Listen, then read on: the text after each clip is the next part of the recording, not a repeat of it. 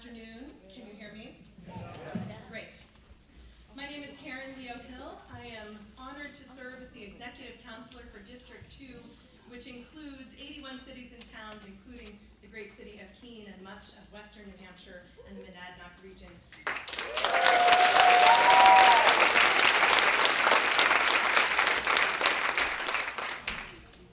We are so fortunate to have our Congresswoman Maggie Goodlander with us today.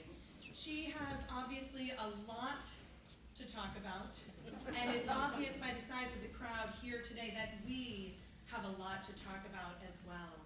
There's going to be a time to hear from her, as well as a time to ask questions, and I know many of you have provided questions, and we're so fortunate to have President Melinda Treadwell from Keene State College with us today, who will be moderating the question and answer portion. As I introduce our Congresswoman, and before I do that, I actually would like to acknowledge that we have a number of our elected officials here with us as well. I know we have members of the Keene City Council here, if you would stand.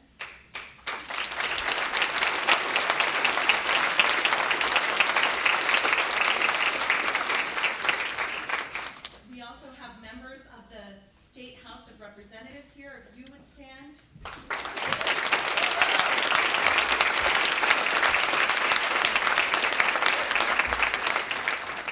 And I know that we have at least one of our Cheshire County Commissioners here. I saw Terry here. If you would wave to be recognized as well.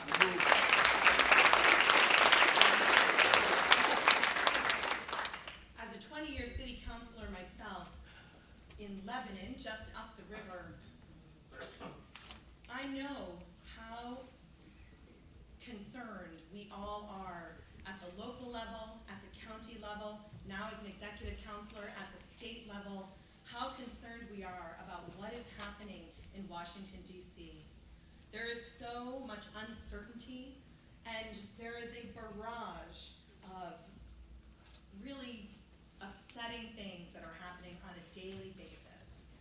But we are very fortunate to have someone who is a very hard-working, smart, dedicated individual who is bringing our questions and raising our issues in Washington, D.C. Last week, I had the privilege of touring Dartmouth Health together with our Congresswoman, and we met with the president of Dartmouth Health, with the president of CHAD, the Children's Hospital, as well as the Cancer Center, and she is focused in like a laser on how Medicaid, potentially the cuts to Medicaid, could impact our state. She had questions so that she could get the information she needs to make the best case possible in Washington about why we need to stop the bad things from happening.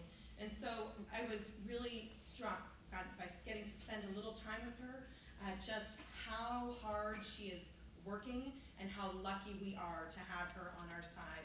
So without further ado, I'd like to introduce our Congresswoman, Maggie Goodlander.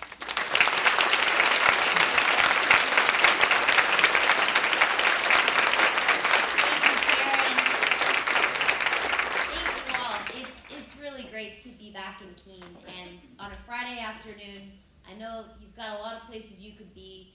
I'm really grateful to each and every one of you here in this room and in the room upstairs. We're here in the largest public library in the state of New Hampshire, and it's a beautiful library. So I'm really grateful to the Keene Public Library for opening up this incredible space, to my incredible partners here in Keene City Council, the biggest city council, I think, in the state of New Hampshire. We've been incredible partners to our state reps, to our county commissioners who are here today, to Executive Counselor Karen Leo Hill. Governing is a team sport, but the beating heart of our democratic government, of our constitutional government here in the United States of America, are we the people, and it's each and every one of you who are here this afternoon. So I want to thank you for being here. Every time I get a microphone, I think of the words of FDR. He said this thing, which was to be brief, be sincere, and be seated. I'm not going to try to sit on that stool, but I am going to put my Constitution there because I keep it on me all the time, and I think we may be referencing it today. Amen. Let's give it up for the Constitution. It's a beautiful document.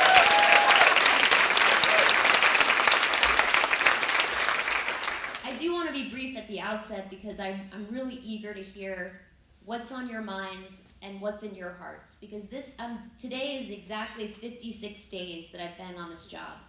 I took the oath of office, I swore on that very Constitution 56 days ago today, and I can be best at my job of representing you when I hear directly from you, and there is no substitute for showing up and from talking to one another in person. And so that's why I wanted to be here today, and I want to really hear from you today and in every day in the days ahead. We've been hearing from, for a small state, the 2nd District is a pretty big one. 6,500 square miles, from Nashua all the way up to the North Country, from Alstead to Atkinson, from Lebanon all the way to Litchfield. We've got a big district with a lot of people, and what I'd say, there are 3 through lines from what I've heard, and we've reached out to and heard from tens of thousands of people in New Hampshire over the last 56 days. We've heard, number one, the pain that people are feeling, and I'm never going to sugarcoat it. I'm always going to be straight with you. We may not always agree, but I'm going to be straight with you. And what I'm hearing are people who are feeling a lot of pain right now. Pain from high prices, high cost of living, whether it's housing. We've got, whether you're a person who is renting a home, trying to buy a home, the cost of housing is through the roof in the state. And I want to get to work to lower the cost of housing. Talk about childcare. In this room, raise your hand if you're paying too much for childcare. Okay. Or you know someone who's paying too much for childcare. All right, there we have it. We're talking about an average of $32,000 a year for hardworking families in New Hampshire. I encourage you all to take a look. The New Hampshire Fiscal Policy Institute just published an important report. In the year 2023, more than $170 million in lost wages because of the cost of childcare in this state. The costs are too high. We haven't even gotten to eggs now. The cost of eggs in the year 2025 alone is up 40%. And the U.S. Department of Agriculture anticipates it's going to be up another 40%. Our fellow citizens, people in this state, people in this room, people across our country are feeling a lot of pain from high costs. Now, I'm representing you in the People's House. I want to get to work to lower the high cost of living, but what we're up against right now is true chaos and uncertainty that's being driven across the board. I'm talking about the chaos that has flowed from lawless layoffs of federal workers from across our federal government.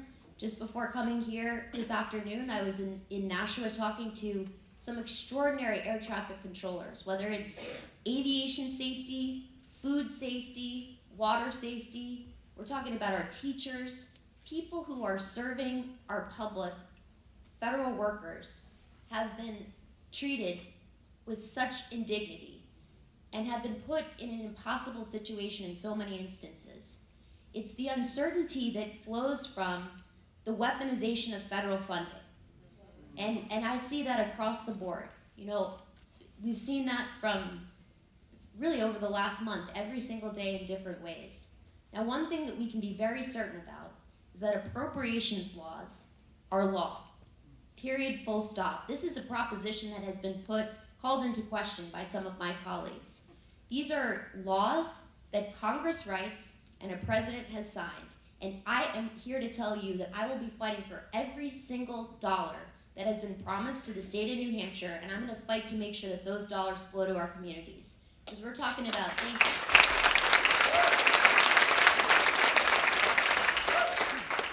we're talking about feeding our kids. We're talking about keeping our water clean and safe for drinking. The federal, it cannot be overstated. And I'm eager to hear how it's impacted you. We've been collecting stories from all across New Hampshire, and I share them with my colleagues every single day that I'm on the floor of the House of Representatives. I find them wherever they are, because I want to bring your voices and your stories to Congress, because we live in a constitutional democracy with 3 co-equal branches of government that is ruled by we the people, and we can never forget that, and I will never forget that as I'm representing you in Congress.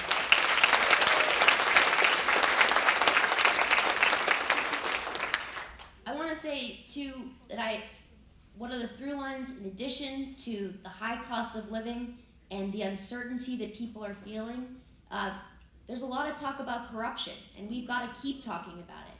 Because what we have right now in this country is an unelected billionaire who is using a social media platform that he owns to try to direct federal workers across the board. And this is not right. This is not right. This is not what anyone signed up for. It's not what any of us signed up for. I am all about going after waste, fraud, and abuse, and just this week, on a bipartisan basis, we passed a piece of legislation that's going to do exactly that and help protect our small businesses and the Small Business Administration from waste, fraud, and abuse. But this is not a way to govern. This is not governing. So what I want to tell you is, as you look at this situation, the chaos that we see, the uncertainty that so many of us are feeling, there might be 2 ways to approach this. You know, I'm a freshman member of the House of Representatives. I'm not in the majority. You know, some might say, sit back, watch the other side implode. But of course, that is not the New Hampshire way. That is not what you sent me to Congress to do, and I am truly constitutionally incapable of sitting back and watching anything happen.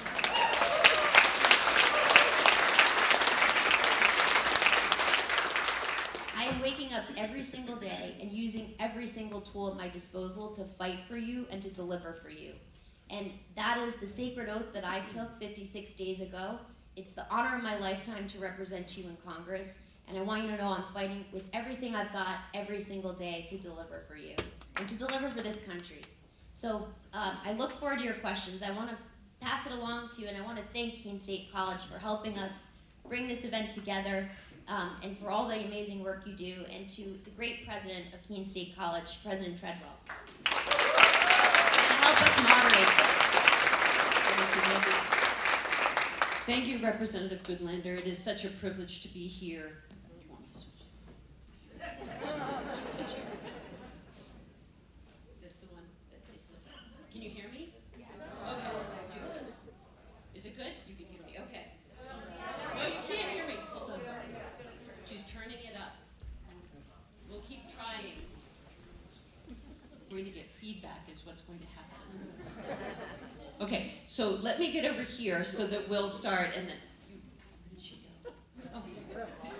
Can you hear me? Not really. Just use the other one. Okay, just use this one. Is that okay? And we'll share the microphone and I'll get out of the way. So thank you, Representative Goodlander. It's an absolute privilege to stand here with you. Thank you for your service. 56 days feels like a lifetime. A long year. So my name is Melinda Treadwell. I'm honored to serve the institution, Keene State College, our students, faculty, and staff in this entire community. I've been a resident of Keene for well over 20 years, and it's my privilege to be here tonight to moderate the Q&A.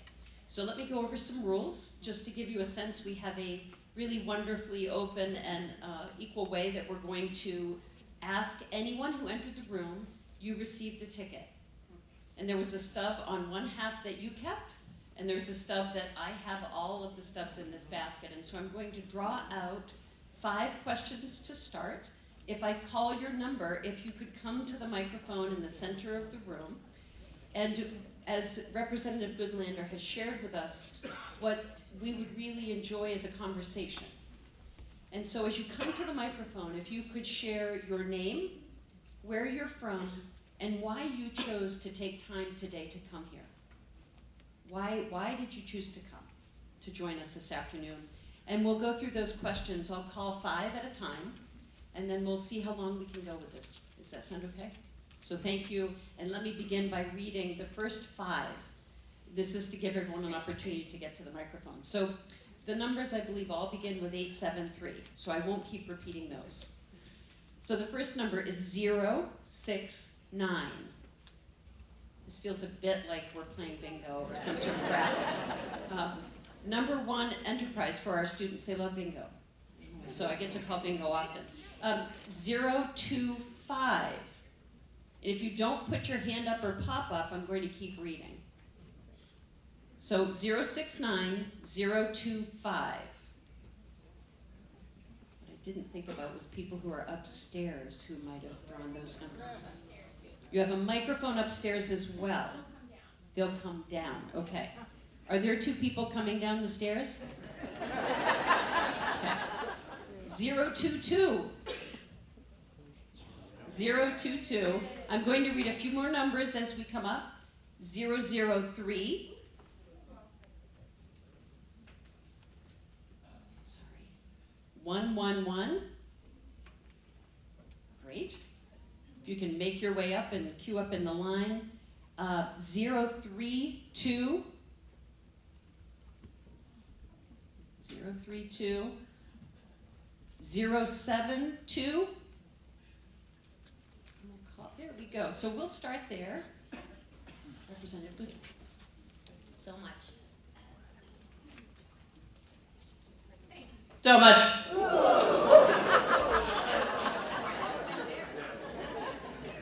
I'm a high school science teacher. Let me see how far away. I'm a high school science teacher. And I'm not going to ask you about education because I'm not going to ask you. Okay. I'm not going to ask you about education because we're kind of screwed on that. But I'm going to ask you, what can we do as New Hampshire people to protect our national parks? They are our biggest jewel. What can we do, because we know you're doing the best you can do, what can we do to make sure our parks are protected? Well, thank you. First, let me just say, thank you for your service to our country, to this community. I feel like I want to come back to your science class because I left a lot on the table when I was myself a student of science. But science has never been more important, and our teachers have never been more important. And I will never stop fighting for the Department of Education and for our teachers. So your presence here today is a testament to, when I meet our teachers, just yesterday, I met a teacher from Allenstown who was performing. She's an amazing singer. She's in a two-person band. Thank you for being here. Thank you for the question that you asked about our national parks too. So number one, for me right now, we are getting every single day reports of federal workers who are either fearful that they're going to be fired or who have been fired, and we're collecting information as best we can. We've got to stand up, number one, and speak out for our federal workers, including those who work in our national parks, White Mountain National Forest. So, number one, we need to hear your voices on their behalf for our fellow citizens. Number two, we've got to visit and lift up our national parks because they are in danger, and they are. I think we've got here someone from Florentine Films, the great Dan White. If you haven't seen Ken Burns' documentary about our national parks, I urge you all to see it because this is part of what makes America great. And Congress has written laws that protect our national parks, and we the people have got to stand up for those who work, the federal workers in our national parks, and for the parks themselves, the land itself. So thank you. Thank you very much. Keep up the good work.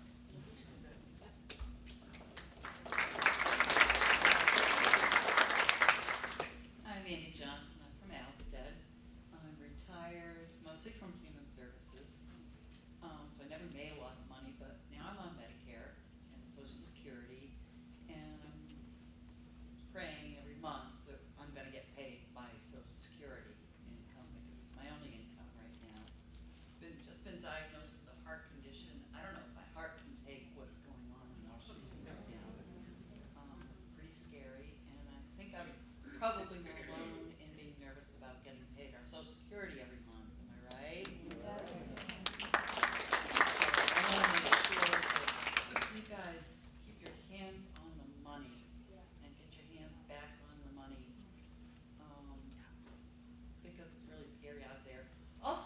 Blue Sky now, not Twitter anymore, not Facebook. And it's a really great place to be. If you could just show a little more about what you're doing, anything you want to say on Blue Sky, I'll be there. I'll be reposting it. Well, we are proudly on Blue Sky, We're on so Blue I'm Sky. very happy to be there with you. And I'm grateful to you for being here today and for what you shared. People are afraid of what's going to happen to their Social Security, to their Medicare, to Medicaid, and people are afraid about what's going to happen to their personal information. So when we talk about unelected billionaires who are trying to govern on social media platforms, these people have no place in our most sensitive databases. They shouldn't be touching your personal information or your Social Security dollars. There's no need for it. We can run an efficient government. We can cut waste, fraud, and abuse without touching the benefits that you've been paid. These aren't just entitlements. These are sacred promises that we've made to one another. Social Security, Medicare. A lot of unelected billionaires have no business touching your personal data or the things that we have promised to you that you've been paying into for your entire working life. So when I say that I will fight with everything I've got, and I will not stop fighting to protect Social Security, Medicare, and Medicaid, I really mean it. And when it comes to your personal information in these databases, you shouldn't have to be. We need to be protecting your heart and your hard-earned dollars. And that's what I'm fighting to do. You shouldn't have to worry about whether you're going to see those dollars in your bank account.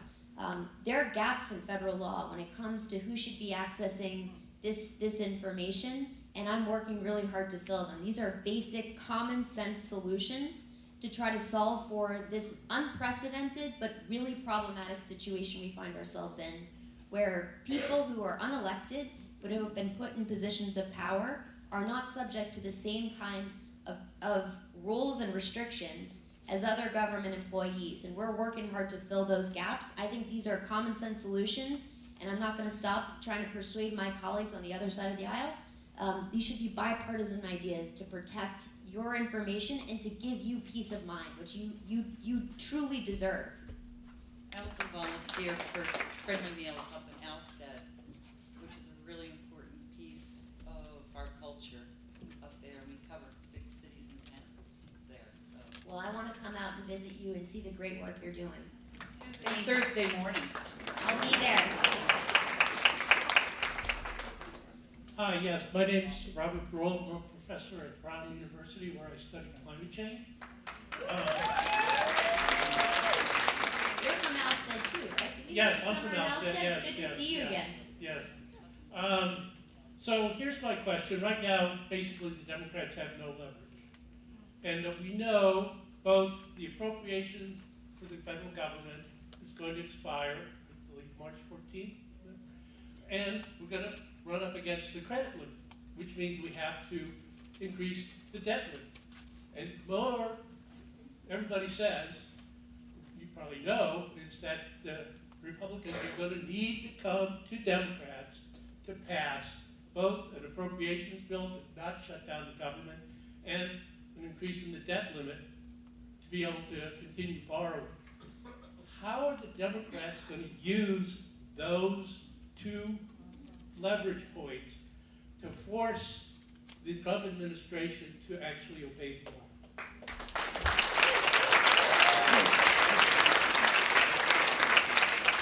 Well, governing well is about creating leverage wherever you possibly can, and I want to come to your important question because March 14th is an incredibly important date for this country.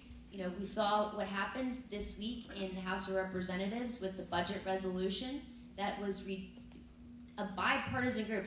This was not just Democrats. This was a bipartisan group voted against this resolution, which would increase our deficit, which would give the biggest tax breaks to the billionaires and the biggest corporations in this country, and would pay for all of this by bringing about the biggest cuts to to Medicaid in American history.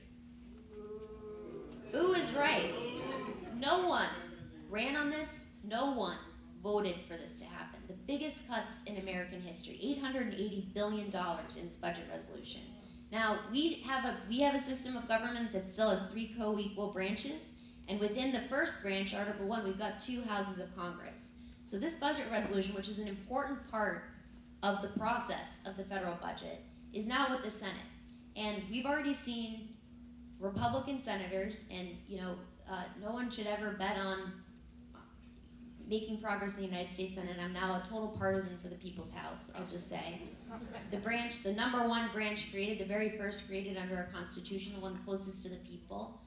But I'm gonna keep making the case against this budget resolution. I voted against it because it's bad for New Hampshire, it's bad for the United States of America, it doesn't accomplish any of the things that anyone really voted for. We between increasing the deficit, giving tax breaks to people who do not need tax breaks, billionaires and big corporations, and slicing the biggest cuts to healthcare cuts in American history, cuts to Pell Grants, to Head Start, to SNAP, programs that actually create massive returns on investment.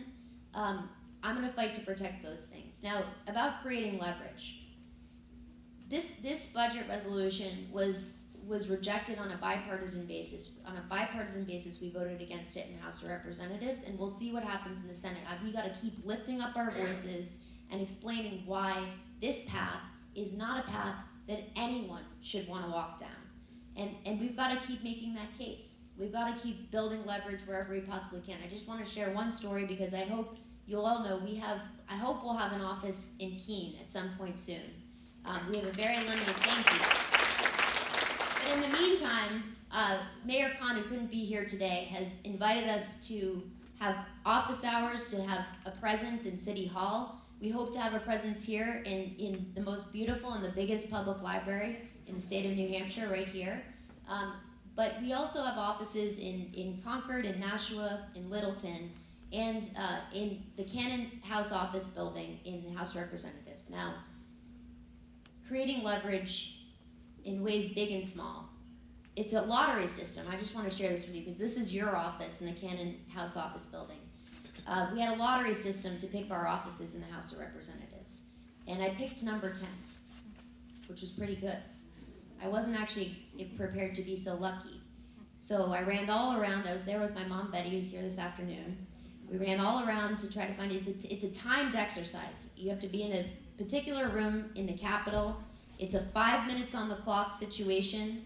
So I had 45 minutes to find the best office for the state of New Hampshire in the House of Representatives. And I found some of them looked like college dorm rooms, I think my mom would say. Some of them looked okay. We found one that looked all right in the Longworth House office building. So I ran to the Capitol. Again, we had 5 minutes on the clock. I had 90 seconds left on the clock. So I was ready to pick the office, 1432 in the Longworth House office building. As I'm about to give them that number, one of my colleagues from the state of Michigan came up to me and said, Maggie, would you consider not picking that office? I said, who on earth are you? Tom Barrett from the state of Michigan. I said, why do you want this office? He said, it was my great-grandfather's office. 70 seconds on the clock. I said, well, that's a pretty good reason. Tom Barrett from Michigan, it's a pretty good reason. Will you co-sponsor 3 bills with me? Maggie, I'll work with anyone. I said, Tom, that's not what I asked. 3 bills, let's get a picture. From Tom Barrett in Michigan. We've already introduced one, a bipartisan bill that we're hopeful is going to get a hearing in the House Veterans Affairs Committee soon. It's a simple bill that cuts red tape, and it's going to help disabled veterans all across New Hampshire get better access to transportation, the transportation equipment they need. But I mention this because I want to push back on your basic premise that we don't have leverage. We have to create leverage wherever we can, and we've got to fight with everything we've got.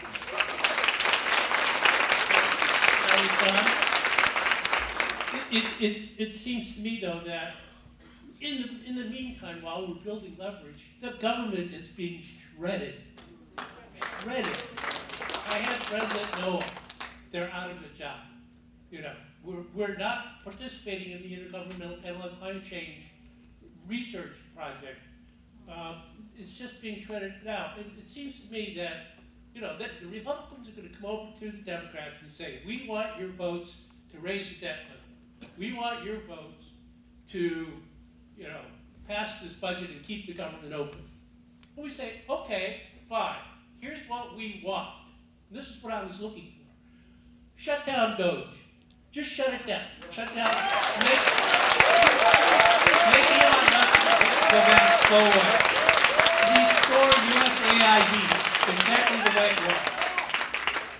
Put back all the people that run NOAA, the Park Service, the Forest Service, the IRS, etc. Is that, do the Democrats have enough chutzpah to do that? Or are we going to continue to watch as our government gets shredded? Do it before the vote. Do it first. Make them do it first. So that's my real question, is that can Democrats actually stand up and prevent it? Because by the time you get done with this, by December, January of next year, the government agencies will be shredded. The people will have to move on. We won't have these, and to rebuild those agencies, I was in the Coast Guard in the 1980s when they were shredded, and it took us 10 years to rebuild that. I don't really think we have 10 years with climate change. And so, you know, I guess I'm asking for where's the real strength and pushback from the Democrats? Yeah, well, first of all, thank you for your service in the Coast Guard. What you just listed, you just said lawless firings of federal workers. You just said the weaponization of federal dollars. How do we push back on these things? This is, when I say every tool, I mean every tool. Every legislative tool, every negotiating tool. Hey, I found ways to use the House room lottery to try to leverage everything I can for New Hampshire. And when I say every tool, I mean every tool. So this March 14th deadline is a really important one. We have to be clear-minded about what our tools are and what we're fighting for. And right now, we are fighting for the basic, when I said basic premise, that appropriations laws are laws, that it is not allowed, it is not constitutional to simply cut off federal funding to try to eliminate federal departments and agencies. We've got Congress, we've also got the courts, and I want to say a word about that because courts are an essential, when I say three equal branches of government, it is Congress, the courts, and the executive branch. Now, the courts, we are seeing federal judges across this country. One of the first lawsuits that was filed on January 20th, I think it may have been the first lawsuit, was right here in the state of New Hampshire. The ACLU of New Hampshire, sometimes the Constitution isn't as clear as we would like it to be, but when it comes to birthright citizenship, take a hard look at the first sentence of the 14th Amendment and you have your answer. It says it clear as day. And a federal judge here in New Hampshire put an end to an unlawful executive order. We have got to use every tool we've got in Congress, in the courts, and above all, here in the community. Your voices need to be heard, and we want to keep hearing from you every single day as we work together for our country. Thank Representative Goodlander, I want to thank you. I know we have a lot of questions, so I want to make sure I call out a few more numbers. I want to thank you for, as the speaker had requested, every element moving forward, and I'm hearing you that is happening. 044 is another question. 044, 042, 033. Just want to make sure we get to as many questions as we can. 028, 138.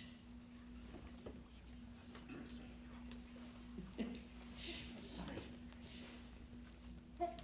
116. Right up, Marie. 116. 059. Okay, you're all hiding your tickets. This is what's that. 131. Just get a few more and then I'll stop and resume again. 084 108. Okay, someone just stand up and forgive. Is that you? Yes. Okay, there you are. So I'm Sandy Marchot, and a retired Department of Defense and school teacher.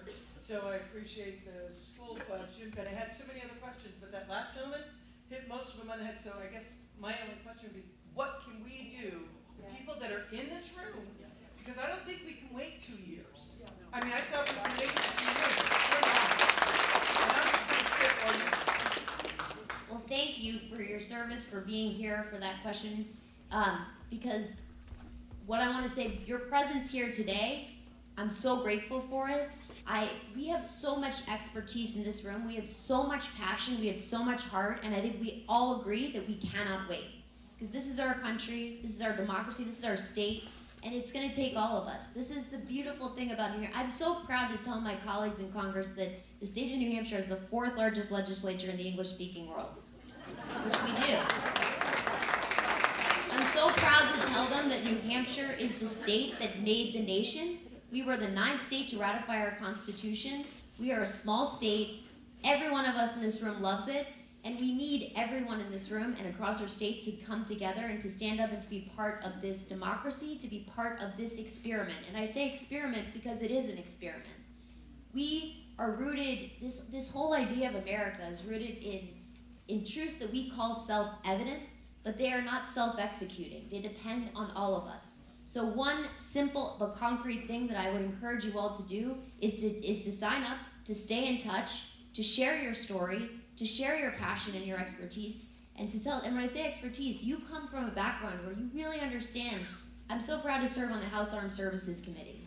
thank you for that. I really am proud to do it because we have 8,000 active duty. Well, thank you to your son for his service. We have 8,000 active duty National Guard and Reserve service members right here in New Hampshire. And when everyone in this room has a story. You have experiences that are going to help you inform how we're going to govern in this truly uncertain and chaotic time. So I hope you will stay in touch with us. I hope you will sign up. We want to stay in close touch with you because, as I said at the beginning, the more I can best represent you when I hear from you and when we can work together, because governing is a team effort all the way through. So thank you.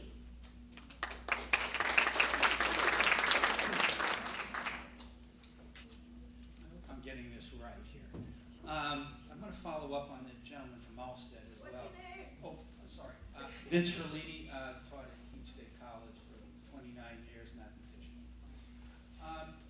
It seems to me in March, what's going to happen, especially with the debt limit, is the Republicans are going to put forward a bill that will raise the debt limit and all the other crap that's going into it. And if it doesn't pass, that could lead to a shutdown. And for Democrats, that seems to be two really bad choices. Have you thought much about that? I certainly wouldn't want to be in your position to have to make a choice like that. But are you prepared to go along with the shutdown? I mean, if it is opposed to voting for a really bad bill. Well, what I can tell you is, as a person who spent most of my adult life working in the federal government, I've seen the harm that a shutdown can do for workers across the board. You know, for federal workers who are really living paycheck to paycheck, there is nothing more disruptive than a shutdown or than a lawless stop work order or a lawless en masse layoff. So, you know, I hope that you hear me when I say I want to protect federal workers and the federal workforce, and I believe deeply in the work of the federal government. When I vote on a bill, I study it completely from start to finish, and I think, but the number one thing that I do when I'm really trying to understand a piece of legislation, the first question I ask is, what have we heard from people in New Hampshire about this bill, and what does it mean for hardworking people in the Granite State?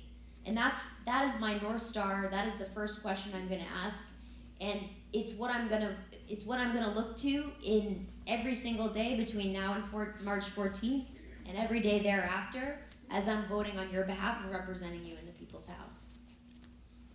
I can appreciate that answer, but it's still, it seems to me they're gonna be two bad choices, is what it's gonna be. And I sympathize with the shutdown. It's not just federal workers that are gonna get hurt, but how about those of us that are in People themselves. social security, on Medicare? It's the same thing. And,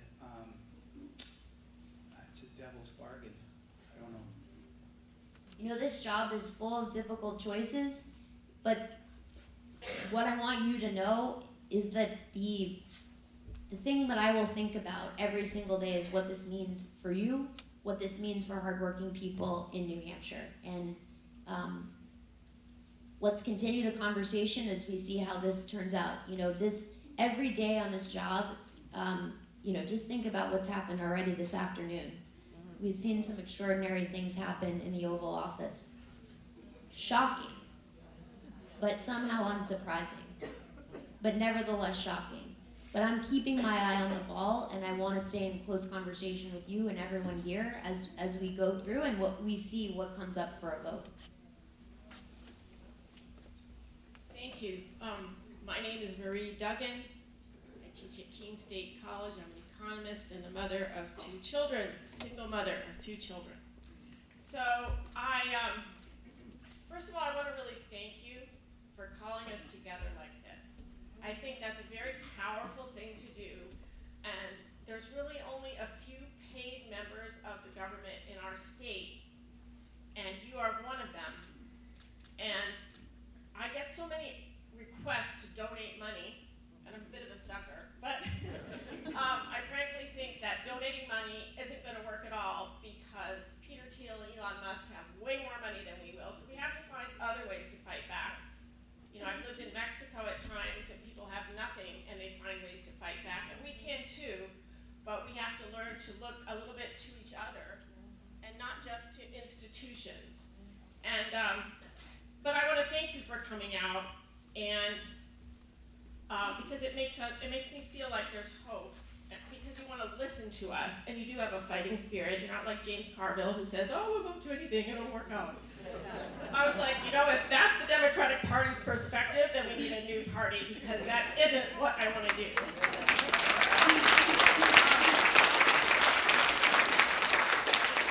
But I've actually wished to talk to our representatives in this manner for about 15 years. And I wanted to bring out some things that I've often thought that we need to be talking about. One is the opioid epidemic devastated our communities. I knew kids who lost grandparents and lost parents and became basically, 13-year-olds who, I told one, well, for breakfast you can have a big glass of whole milk, because that was one thing she could buy on her own. And that was a situation where I really needed the government. I, as a neighbor, could not really fix that problem. And I don't think the Democrats in this state even really talk to us about it. And that kind of looking at our communities, the high school was a good high school. I moved here because it was a good high school, and it's fallen into disrepair. My daughter was getting no good grades, so I pulled her out and sent her to live with my mother, in another state where she's actually gotten an award for being Youth Poet Laureate. So it's a philosophy that was pushed in by Sununu and Edelblatt, but we never really found a way to fight back. And so I guess I'm asking our representatives in Congress to look more at us inside the state and not just what the national issues are. And of course I care about national issues, but I think if you could lead us to do that, we might all rise to the challenge and find ways to pull together more. Because you're right, we have so much expertise and passion in the room. So thank you. Well, thank you. There's a lot to pick up on there, but I wanted to say, just to pick up what you said at the end, governing is really a team effort, and one of the things I believe deeply that one of the things we have to do when we encounter setbacks, when we see chaos, we've got to learn from it and get stronger from it. And one of the things that we've seen clearly from this freeze of federal funding is how deeply interconnected our government is here in New Hampshire. How the federal dollars, which are really $1 in $3 that are spent in this state, are federal dollars, but they're deeply connected to the work that happens on the local level, at the county level, and at the state level. And so it's a team effort, and I'm really grateful to have our partners here at all levels of government. If I may, I'm just going to hold for 1 second. I'm going to call four more numbers, and I think that's where we'll end the official raffling of questions. Is I think we're coming up to the end here. So 007, 104, 096, 013, 006. Great, I think we have the four, so thank you very much, and we'll go through all these questions, but thank you, Representative Goodlander. Thank you so much for the patience. Thank you for coming and doing this for us. I appreciate that. We all appreciate having, and sorry, I have to remind you. Celine Gandolfo, and I'm from Keene. I've been living here about 12 years. I did have my own business in another state for 35 years. But my concern, I hear everybody asking questions that I've been concerned about too. But I'm just baffled as to how, our government is, yes, it's to serve the people. It's we the people. It's we want it to be efficient, and it's not a for-profit business, which anyone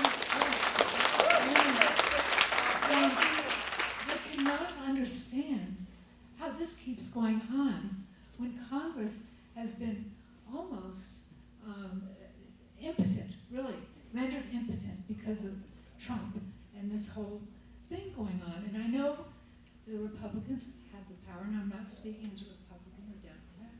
I'm speaking as an American citizen that's concerned about our government and how legally they're supposed to be vetted.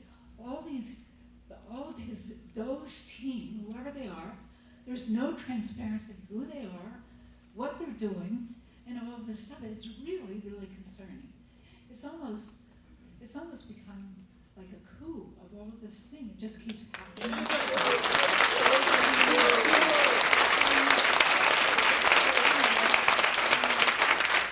So that's basically, I'm concerned with so much, but that's a big thing, is how to stop that. How to just stop this from going on, and have the Republicans kind of straighten their backs and get some, just stop it. Also, I can't imagine how any of the Republicans can sit there and let this go on, And as I said, we need our government to be able to petition. But anyway, thank you very much, and I have lots more. Well, this is the first of many conversations. You mentioned you were a small business owner. Yeah. And I'm proud to serve on the Small Business Committee in the House of Representatives. It's a committee that, like the Armed Services Committee, continues to be a place where we can actually get things done on a bipartisan basis. We passed 7 bills this week that were actually really good bills. And what I want to say is, I'm looking for common ground wherever it exists. I'm standing my ground wherever I have to on your behalf, on behalf of New Hampshire.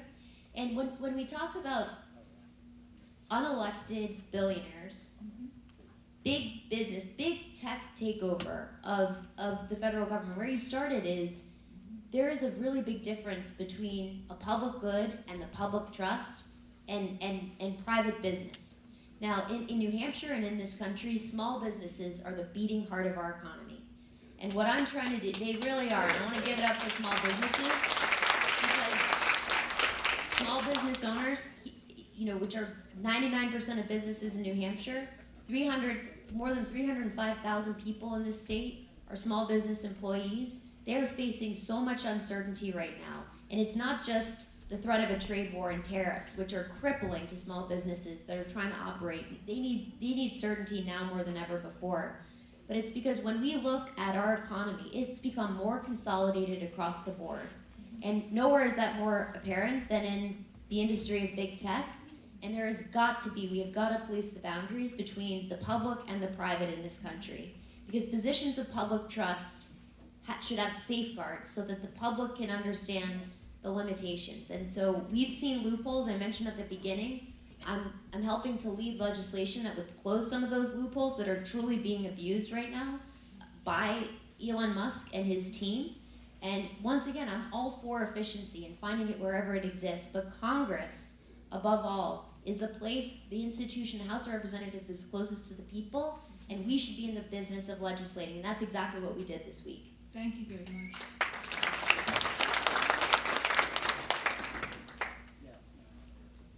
Hi, I'm Laurie Hamilton. I'm Laurie Hamilton. I'm a systems analyst from Swansea, and I know that some of your colleagues in the House of Representatives have been trying to subpoena Elon Musk to get him to appear and testify under oath. I just wanted to know, in a situation where you were able to question him under oath, what would you ask him to answer for, and what is the utility of asking someone to voluntarily give information when they're a lifelong con artist like him?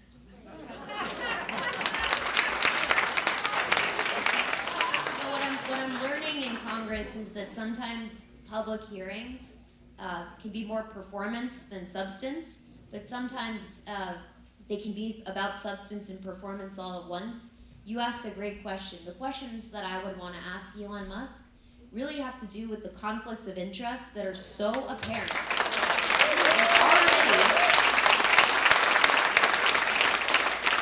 Already a matter of public record. So we really don't need him to come and appear before a congressional committee to be able to point to very specifically and directly contracts that he should have no business overseeing. You know, sometimes conflicts of interest are hard to spot. In this case, they are not at all hard to spot, and we should be shining a spotlight. I believe that sunlight is one of the most powerful disinfectants in general and specifically in government. And so we will be shining that spotlight on all the conflicts of interest that are a matter of public record, and we will be uncovering those that are not yet a matter of public record.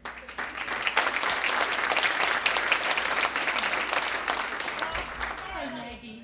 My name's Louise Ewing. I'm from Antrim, New Hampshire. I want to thank you for hosting this, and I also want to thank your office staff. They're really gracious with all the phone calls I was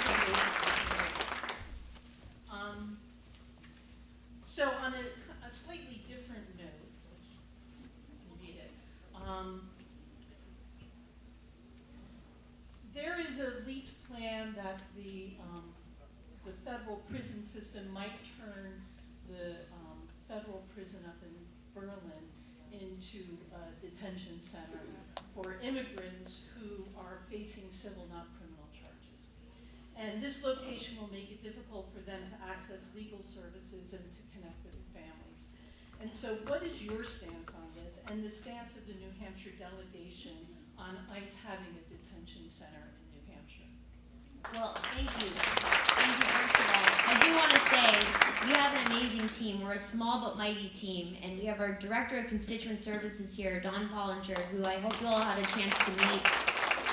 Our Chief of Staff, Laura Gerard, our District Director, Annie Lentz, who's got the camera right there. I hope you'll all have a chance to meet our team, because we really are here to help in every way. And we've got offices across the district, and I hope you will have an office in Keene one day soon. But Dawn and I will definitely be here in Keene for office hours. I thank you for raising that memo. I read it and was alarmed myself. This was a memo that was leaked in, I think, first the LA Times. There's been reporting on it. And like so many things that have happened in the last 56 days, particularly in the last 30 days, we read about what's happening in the press. And that's why I'm really, you know, when we talk about the real bulwarks for our democracy, a free press and a local press, is nothing more important.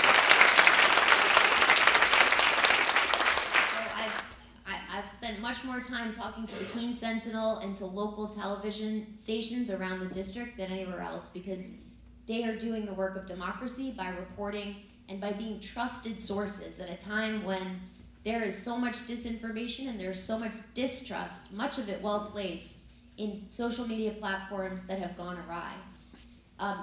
With respect to that memo, I read it. I was very concerned about it. We've raised this question directly with the Bureau of Prisons and with ICE directly. We are monitoring this closely. When you talk about access to counsel, I spent 3 years at the Department of Justice, and one of the things that I was most proud of being a part of was creating an office within the Justice Department called the Office for Access to Justice. Now that might sound redundant to some of you. It did to me at first, but when I got to the Department of Justice, one of the first questions I asked was, where is the office that does constituent services? Where is the office that makes sure that we are delivering on the Sixth Amendment protections that our Constitution affords for access to counsel, and that's making sure that people around this country who can't afford a lawyer get access to one, or who are in a position that makes it very hard for them to have access to counsel. Now, I am a lawyer by training, and so we can make all the lawyer jokes in the world later, and we should. But an advocate in a setting, whether it's in immigration courts or in detention centers, there's nothing. This is a sacred and fundamental constitutional right, and something that I've worked much of my life to try to advance. And so these are questions. This is where congressional oversight becomes really important. And this is when I talk about how can you be involved.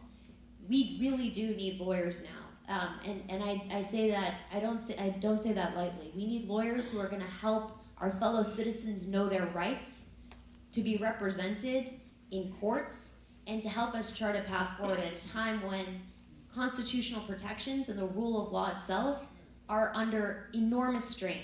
And so thank you for that question, and this is something that we are following very, very closely. Thank you.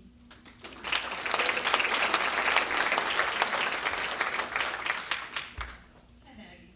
I'm Rachel Kowalski. I'm a citizen of Jaffrey, New Hampshire. I also run the Healthy Starts program here in Keene, and that is a family resource center and home visiting program. Thank you for that. I was a social worker for the first regime, and then I became program manager for this regime, and our funding is largely federal and state funding. Now, Kelly Ayotte has said that our funding is secure statewide, but federal funding is already being cut. We lost a diaper grant program that provided 150 diapers per child a month, plus 6 packs of wipes, for families that are in survival mode and barely making it. They are scared. They are scared of losing Medicaid, Medicare, WIC, a number of safety nets. So my question is, what can we do to safeguard this? Well, first of all, thank you for the work you're doing. After my first day in court, in family court, as a lawyer, I got home and said, I gotta become a social worker. Because the work that you do, there are limits to the law, there are limits to what lawyers can do, but the work that you do and that your organization does, and when we talk about the federal funding that's reaching your organization to deliver some of the most consequential, basic human needs, these aren't a lot of dollars. And so the number one thing I wanna say is we've been trying to collect as much information as we can about, there's a big difference between federal dollars that have already been appropriated by Congress and that are promised to you. And to the extent that there is anyone in this room who has faced any disruptions in federal dollars that were promised to you and to the state of New Hampshire, we want to know about it so that we can advocate for you and make sure that those dollars reach our communities. Because this is not allowed, to shut off spigots of dollars that are rooted in federal laws that should be enforced. And so to the extent your organization is facing, and I really look forward to visiting and hearing more about your work, because the work you do is, as I said, it's the vital work of basic services at a time when people are feeling so much pain right now to make ends meet, to make basic ends meet. So number one, we want to know the federal dollars that you rely on so that I can advocate for them more effectively. And that's exactly what I'm working to do every single day. So we have a dedicated form on our website, goodlander.house.gov. We've been collecting information from people across the state, and it's helped me to be an advocate for those dollars and those programs that you rely on to deliver for our community. So thank you.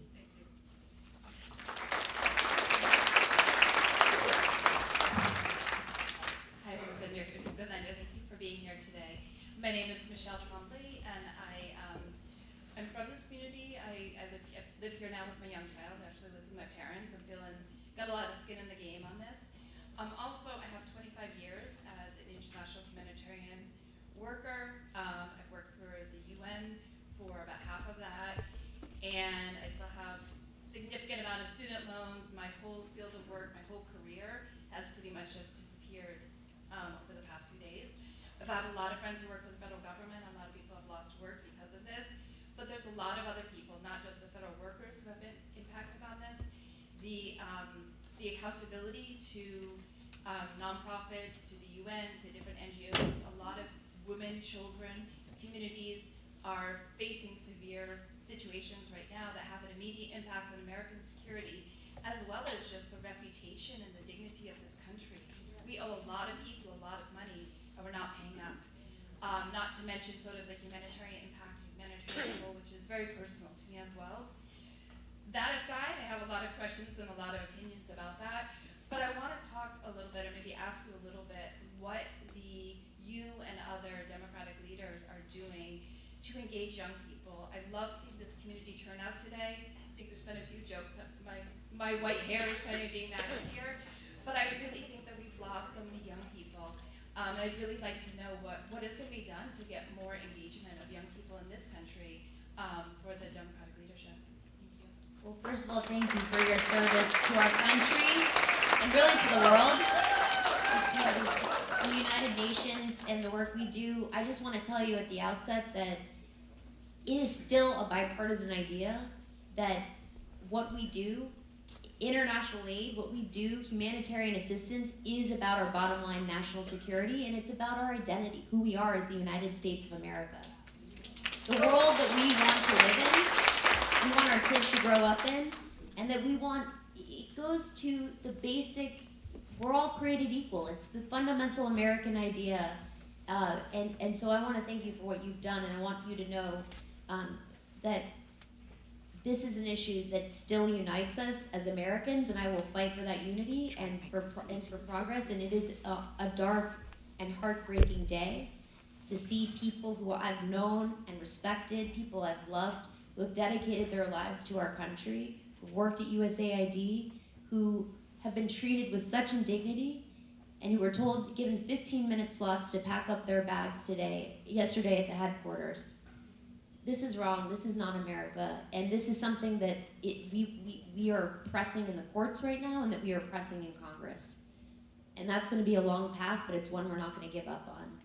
You know, the young people of New Hampshire, the chances I've had, whether it's in our schools, and one of the things I love about this job is it does give me a chance to work with high school students and students that are even younger, are kids. I've visited Head Start programs across the state, and by the way, Head Start has been put on the chopping block. You know, visiting our community college students, our high school students across the board. This is a job, whether it's Dawn helps us with our high school art competition, which I'm very excited about, gives us a chance to engage the students. We got an app challenge, but fundamentally, you know, I got involved. I'm standing right here in this job today because I had a chance as a young person, growing up in New Hampshire. You know, you learn how to grill a candidate and a member of Congress before you learn how to grill a hot dog, and that's the truth. You do, and that's what this job is about. That's what makes me better at this job. So this is the first of many times where I hope you will challenge me and grill me, because this is the work. This is democracy. And so I want to meet people wherever they are. Our students are our future, and whether it's in schools, thank you.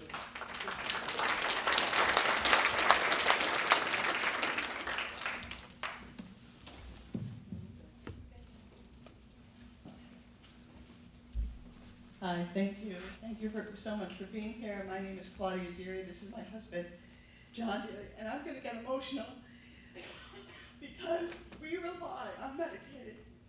For the past 30 years, John has had multiple sclerosis. For 25 of those years, we managed. I was a classroom teacher. We managed his care. We raised 2 wonderful kids. But in the past 5 years, his care has become more than I can do, more than I can handle. So now he's received some wonderful services.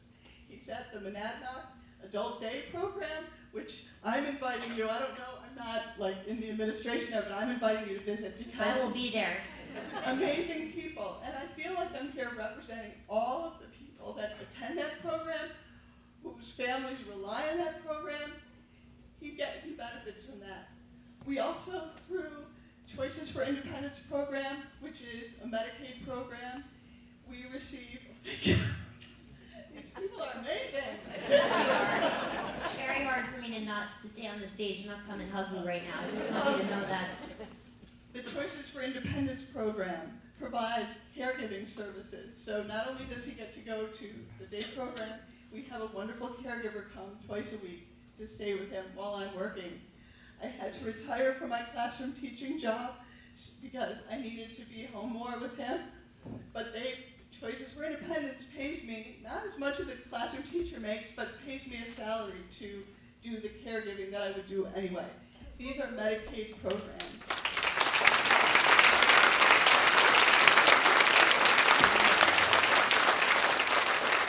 I fear for what will happen to us with these cuts. I also feel a bit helpless, but I decided to come today because I just wanted to share this story and put a face to what we're dealing with. In addition to that, and I know you've already addressed Medicaid, I know you're fighting for us. In addition to that, you wonder about the young people. My 22-year-old son just left for basic training. He joined the National Guard. He's adopted from Ethiopia. They welcomed him. What sickens me, and this is a different subject, but nobody's brought up, what sickens me is the fact that the government would kick trans kids, trans soldiers, people that have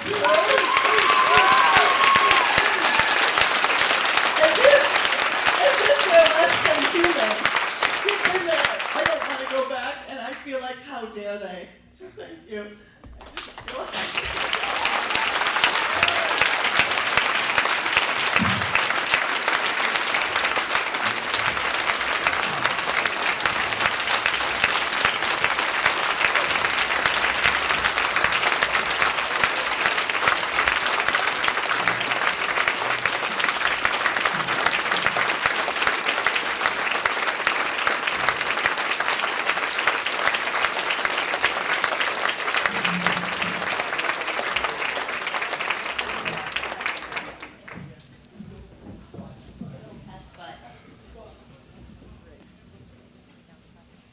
This is why I wanted to be here today. I just want to say, if you have any doubt about why your voice matters, let's never forget that moment. I certainly won't. I'm going to be bringing your story, what you've shared today, the power and the passion. I say power, I mean it. This is what I am fighting for every single day. You are who I am fighting for every single day. And I just want to thank you again for being here, for your passion, for your advocacy, for everything you've done for our communities, and for what you're going to do, for what we're going to do together in the days ahead. Thank you.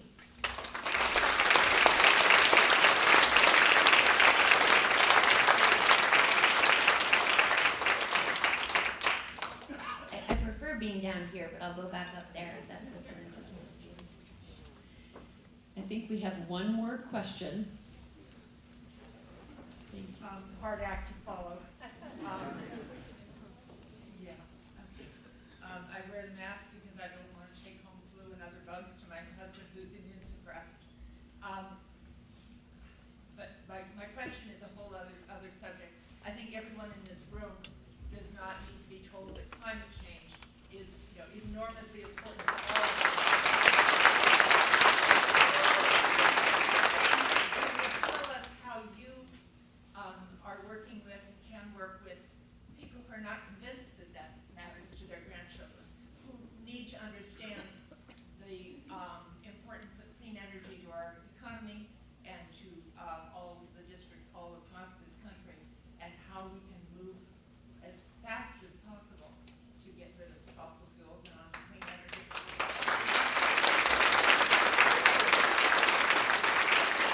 Well, you know, we live in extraordinary times. We live in times of great uncertainty. But when you look around our country, between the fires, the floods, it's biblical. I mean, it's to those who have any doubt that climate change is real, you really just need to open up your eyes and look around.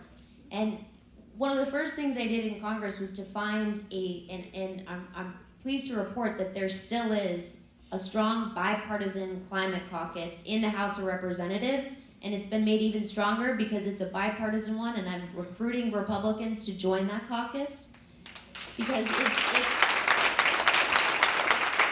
this point, addressing the climate crisis, and it is a crisis, it's an existential one for our planet. Language sometimes fails us when we talk about this. It is an existential, it's, you know, some combination of planetary homicide and suicide that we're talking about here. But number one, it's a public safety issue. And my colleagues, whether they're from California, anywhere on the West Coast, they see that, they feel that, they hear that, and we can't allow them to not see and hear that every single day.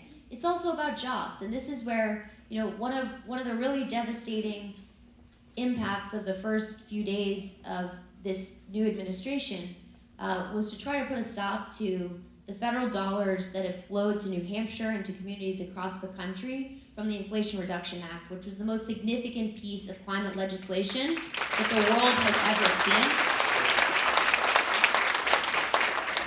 Those dollars are dollars that, among the dollars that we are fighting for every single day, and this is something that we've taken to the courts, but I'm making the case in Congress too, that this is about jobs, this is about economic development for New Hampshire and for the entire country. And we cannot stop making the case, including and especially to those who don't see what we see. We have to keep amplifying that, but who also may not understand that it's in their interest. This is about jobs, it's about public safety, and we have got to keep making this case. Maybe you can talk to some of those who really believe in the market, that we need to put a price on carbon, so that the market, and then whatever we take in from that price on carbon should be returned to the people equally, not to the billionaires. Amen. Thank you. So, I'd like to bring to the group's attention, Project Drawdown. Yes. Check it out. so the suggestion was to review Project Drawdown. Thank you. It's a book, and thank you. No, it's a whole thing. It's a whole thing. I'm It's a looking whole forward to thing. it. So, Representative Goodlander, I want to thank you for calling us into community tonight. I want to thank all of our friends and neighbors for being here, my friends and neighbors, your friends and neighbors, but thank you for calling us into community and into conversation. It is a privilege to be here with you tonight. I thank you for your intellectual curiosity, for the passion and tenacity that you're bringing to this role, but also for the incredible heart that you're showing everyone in this room. I feel like we're in good hands. And I think this brings the end of the official Q&A sessions, but what I know about Representative Goodlander is she likes to stay here and to get to talk with some of you. So we're going to close the official program. Again, thank you all for taking the time to be here. Let me just say, I'm grateful truly to each and every one of you for being here tonight. I work for you. I do, and I want you to put me to work. And so tonight is the first of many conversations. Thank you. I see the Ukrainian flag in the back of this room. A flag that